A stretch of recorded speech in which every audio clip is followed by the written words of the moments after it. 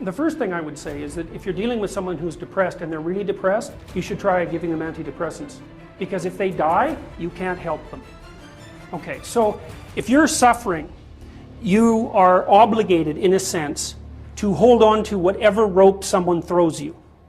And one of the things I do with my clients all the time, especially if they're really in trouble, is to tell them, look, I don't know exactly what's going to help you, but don't arbitrarily throw out any possibilities because you might not have that luxury. Antidepressants help a lot of people, and there are technical reasons why that's the case. So that's a simple answer. It's not relevant to what I already described, except that if you're offered a gift by your society and it works, try it. I don't care what your presuppositions are. Apart from that, the time you see people who are suffering with depression, for example, there's a multitude of reasons, but I'll take one common reason. You could think about it as associated with the story of Peter Pan. Now, Peter Pan is someone who won't grow up, right? Now, the problem with Peter Pan is he gets to be king, but it's king of Neverland. Neverland doesn't exist. So, being king of nothing isn't that helpful. Well, one of the things that you often see with people who suffer from depression, and I'm not making a blanket statement about the cause of depression because there's lots of them, is that people who don't have enough order in their life tend to get overwhelmed. So, for example, if someone comes into me and to see me and they say they're depressed, I always ask them a very standard set of questions. Do you have a job? If you don't have a job, you're really in trouble in our society. First of all, your biological rhythms tend to go off the rails right away because there's no reason to go to bed at any particular time and there's no reason to get up. And for many people, if they don't get up at the same time, they foul up the functioning of their circadian rhythms, and that's enough to make them depressed right off the bat, especially if they start napping during the afternoon. They also don't have a purpose. People aren't good without a purpose, and this isn't hypothesizing. We absolutely understand the circuitry that underlies positive emotion. We know how it works. Almost all the positive emotion that any of you are likely to experience in your life will not be a consequence of attaining things. It will be a consequence of seeing that things are working as you proceed towards a goal you value. That's completely different, and you need to know this because people are often stunned. For example, they finish their PhD thesis and their presupposition is that they're going to be elated for a month, and often instead they're actually depressed, and they think, what the hell, I've been working on this for 7 years and I handed it in, and what do I do now? And that's what depresses them, right? It's the what do I do now? Well, they're fine if they enjoyed it, pursuing the thing. As long as it was working out, they get a lot of enthusiasm and excitement out of that because that's how our nervous systems work. Most of your positive emotion is goal pursuit emotion. If you take drugs like cocaine or amphetamine, the reason they're enjoyable is because they turn on the systems that help you pursue goals. That's why people like them.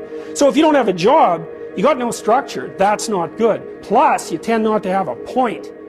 So you're overwhelmed by chaotic lack of structure and you don't have any positive emotion. Well, do you have any friends?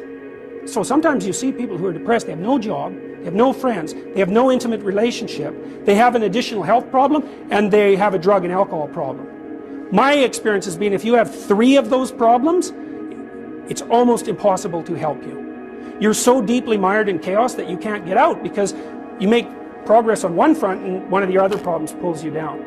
So one of the things I tell people who are depressed is like, don't sacrifice your stability. Get a job, even if it's not the job you exactly want. Get a damn job, you need a job. Find some friends. Get out in the dating circuit. See if you can establish an intimate relationship. Put together some of the foundational items that are like pillars that your life rests on. Well, that's the practical thing to do. So that's one example with regards to depression.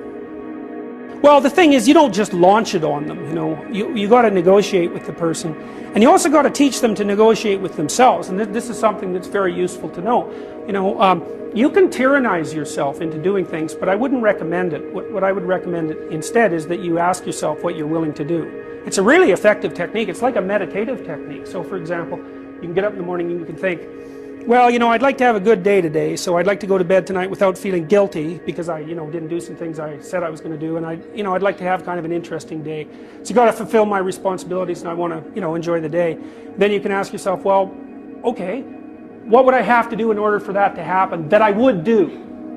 And the probability, if you practice this for 3 or 4 days, is your brain will just tell you. It'll say, well, you know, there's that piece of homework that you haven't done for like 3 weeks. You should knock that sucker off because it would only take you 10 minutes and you've been avoiding it and torturing yourself to death for, you know, like 72 hours straight. And if you do that, here's a little interesting thing you can do. And, you know, maybe this is little obligations you should clean up. And So what you do in a situation like that is you teach the person to negotiate with themselves. Say, well, let's figure out what your aims are. You've got to have some aims, whatever they are. And they might say, well, I'm so depressed I don't have any aims. And then I say, well, pick the least objectionable of the aims and act it out for a while and see what happens. Because sometimes your emotional systems are so fouled up that you have to pretend, you have to act the thing out before you can start to believe it. I mean, people always assume they have to believe and then act, but sometimes that's true and lots of times it isn't. So the trick, if you're doing therapeutic work with somebody and you're helping them establish a structure, is to find out what they'll do. Now, if they want to get better, which is not a given, because there are often payoffs for not getting better. That's basically the payoffs of being a martyr, or maybe the payoffs of doing what your entirely pathological family members want you to do because they actually want you to fail. Assuming you want to get better, there's usually something you can figure out that would constitute a step towards some sort of concrete goal. And my presumption, it's a behavioral presumption fundamentally, is that small accruing gains that repeat are unbelievably powerful. So, you know, this is another thing to know about in your own life. It's something I learned in part from reading the writings of Alexander Solzhenitsyn, who's a great Russian philosopher and novelist. You know, he said, you can look at your life and you can see what isn't right about it. I mean, all you have to do is look.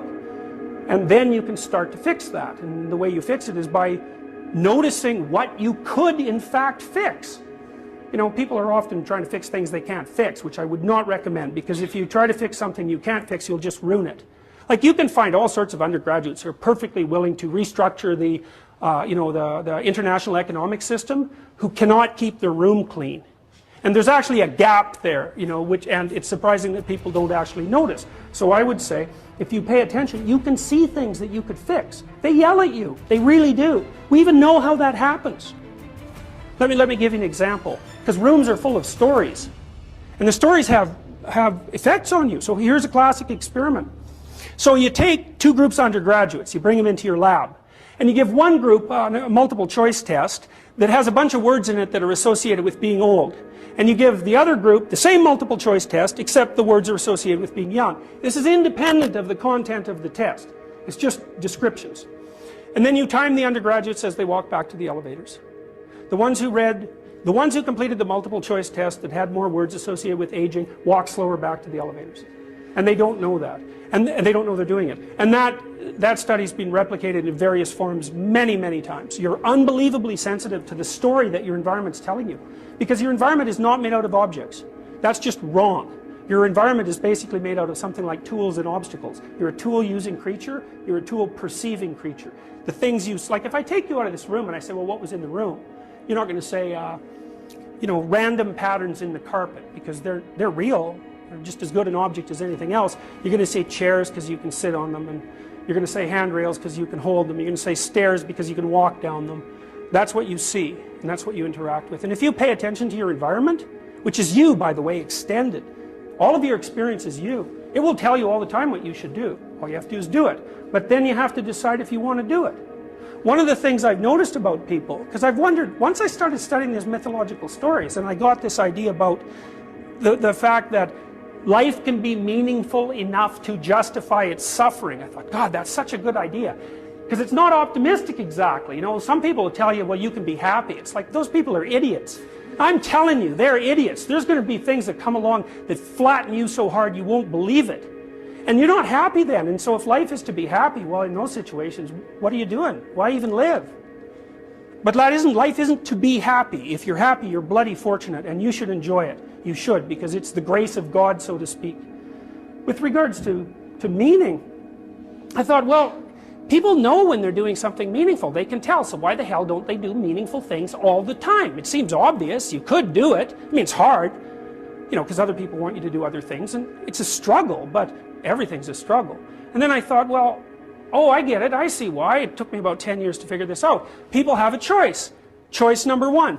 Nothing you do means anything. Well, that's kind of a drag, right? It's meaninglessness of life and all that, existential angst.